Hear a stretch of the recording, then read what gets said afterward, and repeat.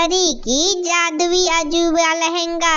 बहुत समय पहले की बात है। किशनपुर नामक गांव में दो सगी बहनें रहती थी। आरोही और काजल अपने माता शीतल के साथ रहती थी। उनके पिताजी उन्हें बचपन में ही छोड़कर स्वर्गवास हो चुके थे। तब से शीतल अपने दोनों बेटी का लालन पालन वह खुद से करती थी। आरोही बहुत ज्यादा खूबसूरत थी। उसके लंबे लंबे बाल एवं लाल गुलाबी गाल उसे बहुत खूबसूरत बनाने में मदद करती थी। वहीं दूसरी तरफ काजल दिखने में बहुत ज्यादा खूबसूरत नहीं थी, क्योंकि काजल का रंग काजल के तरह ही काला था और काजल के गालों पर कुछ दाग धब्बे भी थे, जिस वजह से काजल आरोही की तरह सुंदर नहीं दिखती थी। लेकिन काजल स्वभाव की बहुत ज्यादा अच्छी थी। बेचारी के काला रंग के कारण उसके घर में उसका बहुत ज्यादा मजाक उड़ाया जाता था, क्योंकि आरोही की माँ शीतल सिर्फ आरोही से ही प्यार करती थी। और ऐसे ही समय बीत रहे थे। एक दिन काजल शीतल के पास आती है और कहती है, मम्मी जी मुझे कपड़ों की जरूरत है, मेरी कपड़े फट गई है। आप मुझे हर साल आरोही के छूटे हुए एवं पुराने कपड़े पहनने को देती हो। प्लीज मम्मी इस साल मुझे नया कपड़ा दिला दो ना।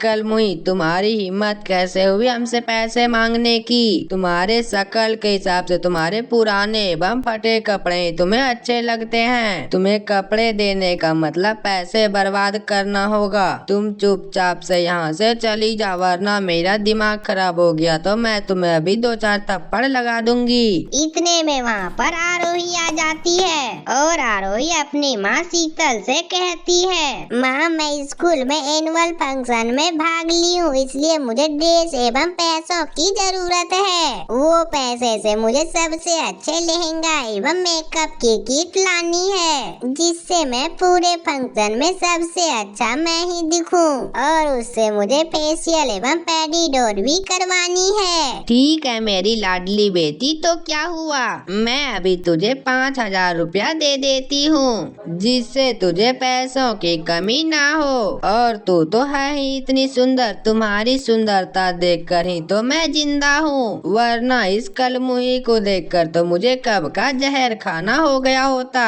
तुम्हारी सुंदरता के सामने तो चांद भी फीका लगता है। ऐसा कहकर शीतल आरोही को 5,000 रुपए दे देती है और ये देखकर काजल वहाँ से दुखी होकर चली जाती है। और ऐसे ही कुछ दिन बीत जाते हैं और फिर एनुअल फंक्शन का दिन आ जाता है। काजल के पास पहनने के लिए अच्छे कपड़े नहीं थे और वो पुराने कपड़े पहनकर एनुअल फंक्शन में जा रही होती है। और वहीं आरोही बहुत अच्छे कपड़े, सैंडल एवं झुमका पहनकर जा रही होती है। काजल और आरोही स्कूल पहुंच जाती है। तभी स्कूल की कुछ लड़कियां काजल को देखकर हंसते हुए कहती है, अरे आरोही आज तुम कितनी अच्छी दिख रही हो, और ये काजल को तुम भिखारिनी जैसी क्यों ले आई? सच में आरोही आज तू पहले से बहुत अच्छी लग रही है, और तुम्हारी बहन ये ऐसी लग रही है जैसे तुम काला तिल ले आई हो, ताकि तुम्हें किसी का नजर न लग जाए।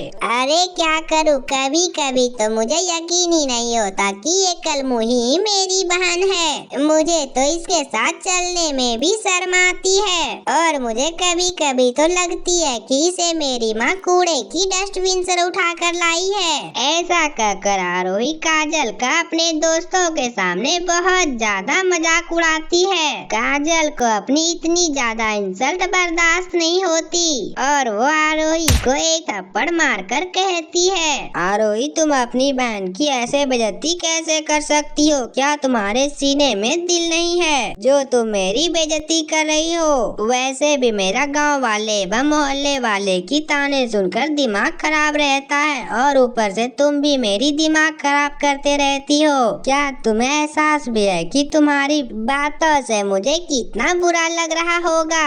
ऐसा कहकर काजल एनुअल फंक्शन छोड़कर वहाँ से चली जाती है। वहीं दूसरी तरफ आरोही को काजल के थप्पड़ का बहुत ज्यादा बुरा लगता है और वह बदला लेने की सोचती है। और ऐसे ही कुछ दिन बीत जाते हैं। एक एक दिन आरोही एक प्लान बनाती है। काजल की बच्ची ने उस दिन मुझे थप्पड़ मारा था ना, आज मैं उसका बदला लेकर रहूंगी। आइडिया, आज मैं ये काजल को जंगल में ले जाकर छोड़ दूंगी, उसके बाद से जंगली जानवर खा जाएंगे। काजल, आज मुझे मेरे दोस्तों ने बताया है कि जंगल के उस पर एक ब्यूटी पार्लर खुली है और ब्यूटी पार्लर के कर्मचारियों का कहना है कि वह किसी को भी खूबसूरत एवं गोरा बना सकती है, और वो भी गारंटी के साथ। नहीं तो पैसा वापस। क्यों न मैं तुम्हें उस ब्यूटी पार्लर में लेकर चलूं। आरोही की बात सुनकर उसे भरोसा तो नहीं होता, तब पर भी वह सोचकर कहती है। गोरे होने के चक्कर में वह जाने के लिए तैयार हो जाती है। आरोही और काजल चलते चलते घने जंगल में पहुंच जाते हैं। तभी आरोही काजल से कहती है, काजल मुझे बहुत तेज प्यास लगी है, तुम इसी पत्थर पर बैठ जाओ, मैं अभी पानी पीकर आती हूँ। काजल वहीं पत्थर पर बैठ जाती है और आरोही वहीं काजल को बैठाकर चली जाती है। शाम हो जाती है। आरोही के नहीं आने पर काजल बहुत चिंतित हो जाती है और वह रोने लगती है।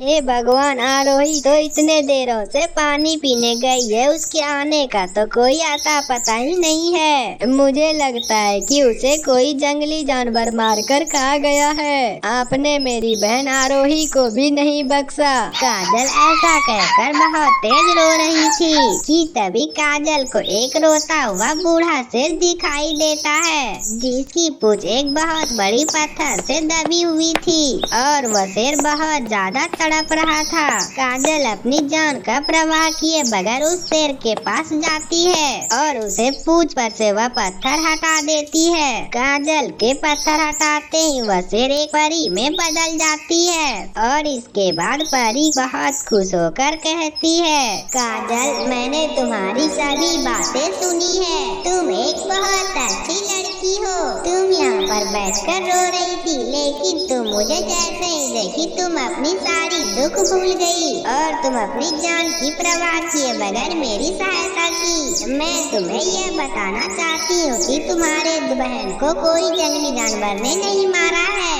बल्कि वो तुम्हें इस घने जंगल में छोड़कर घर भाग गई है। इतना कहकर वह परी आरोही को दिखाती है, जिसमें कि आरोही अपनी माँ शीतल के साथ शॉपिंग कर रही थी। ये देखकर काजल के आंखों में आंसू आ जाते हैं और वह रोने लगती है। चुप हो जाओ मेरी प्यारी बच्ची, मैं तुम्हारी बहुत मदद करूंगी। मैं भले इंसान की सब दिल से मदद करती हूँ, मैं तुम्हारी सहायता करना चाहती हूँ। ये लो, ये लहंगे कोई मामूली लहंगे नहीं है, यह एक अजूबा लहंगा है। तुम इस अजूबा लहंगा से अपनी आवश्यकता अनुसार कुछ भी मांग सकती हो, परंतु काजल एक बात का याद रखना, यह अजूबा लहंगा कभी भी लालची लड़की की मदद नहीं करती है। परी जी, आपका बहुत बहुत धन्यवाद मेरी सहायता करने के लिए। इस तरह परी वह जादुई अजूबा लहंगा देकर वहाँ से गायब हो जाती है। काजल वो अजूबा लहंगा को लेकर एक खाली स्थान पर पहुँच जाती है